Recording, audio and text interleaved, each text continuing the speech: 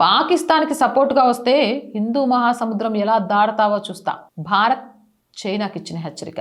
సింధు నది వివాదంలో గనక పాకిస్తాన్కి చైనా మద్దతు ఇస్తే ఖచ్చితంగా ఎలా ఉంటుంది అనేది చూపిస్తాం. సింధు నది జలాల ఒప్పందం నిలిపివేతపై భారత్ పాక్ మధ్య నడుస్తున్న వివాదంలో చైనా బహిరంగంగా పాకిస్తాన్కి మద్దతిస్తోంది. దక్షిణాసియాలో నదుల ప్రవాహానికి భారత్ మాత్రమే పై రాష్ట్రం కాదని చైనా సీనియర్ విశ్లేషకుడు విక్టర్ గౌ హెచ్చరించారు. పాకిస్తాన్లో జరిగిన ఒక అంతర్జాతీయ సదస్సులో ఆయన మాట్లాడుతూ దక్షిణాసియాలో ప్రవహించే పలు ప్రధాన నదులు టిబెట్లో పుడుతున్నాయని, కాబట్టి చైనాకు నీటి వనరులపై ఎక్కువ పట్టు ఉందని వాదించారు. ఒకవేళ భారత్ గనక పాకిస్తాన్కి వ్యతిరేకంగా నీటిని ఒక వ్యూహాత్మక ఆయుధంగా వాడాలని చూస్తే టిబెట్ పీఠభూమి నుండి వచ్చే నదీ ప్రవాహాలపై ప్రభావం చూపే శక్తి చైనాకు కూడా ఉందని బెదిరించారు. హిందూ మహాసముద్రం భారత ఆధీనంలో ఉంది, గుర్తు పెట్టుకోండి అంటూ భారత్ హెచ్చరించింది.